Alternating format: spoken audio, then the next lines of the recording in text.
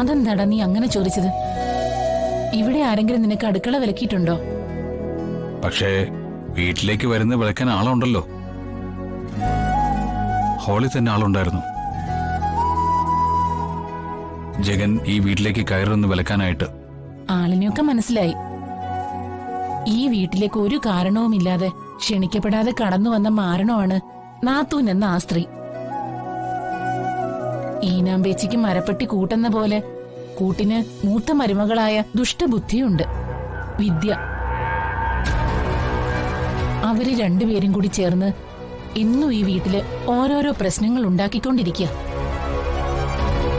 നാത്തൂൻ എന്ന സ്ത്രീ വന്നതിന് ശേഷം വിദ്യ അങ്ങ് ആളാകെ മാറിപ്പോയി. അറിയാം അമ്മേ, അവർ ഈ വീടിന്റെ അസ്ഥിവാരം വരെ തോണ്ടിയിട്ട് പോവും. പറ്റുമെങ്കിൽ അച്ഛനെ ഒരു മുഴു ഭ്രാന്തനാക്കി മാറ്റും. വന്ദന തന്നയച്ച സ്ത്രീധന പണം കൊണ്ടാണ് വന്നിരിക്കുന്നതെന്ന് എന്റെ അപ്പച്ചിയുടെ വക ഒരു കൂരമ്പ് എനിക്ക് നേരെ തൊടുകയുണ്ടായി. നീ അതൊന്നും കാര്യമാക്കണ്ട. അല്ല, നീ എന്തോ അത്യാവശ്യ കാര്യം ഉണ്ടായിട്ടല്ലേ വന്നത്? എന്താ കാര്യം?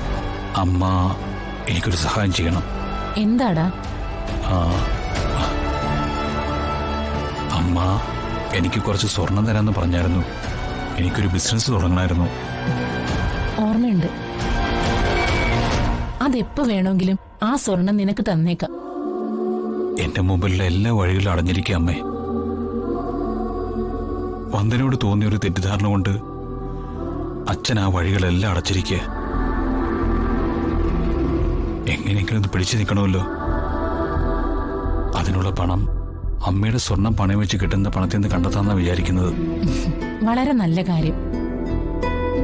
സ്വർണം മാത്രമല്ല, അമ്മയുടെ എല്ലാ സഹായവും നിനക്കുണ്ടാവും. തികഞ്ഞ ആത്മവിശ്വാസത്തോടു കൂടി തന്നെ തുടങ്ങിക്കോ.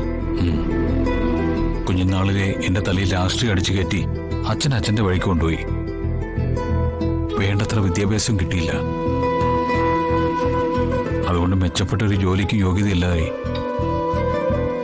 അപ്പൊ പിന്നെ ചെറിയൊരു തൊഴിലാണ് ശരണം. ഏത് തൊഴിലും മാന്യതയുള്ളതാണെന്ന് നീ എത്ര തവണ പറഞ്ഞു ഞാൻ കേട്ടിരിക്കുന്നു. സ്വന്തം കാര്യത്തിലും അത് സമൂഹത്തിന് നീ കാണിച്ചു കൊടുക്കുക തന്നെ വേണം.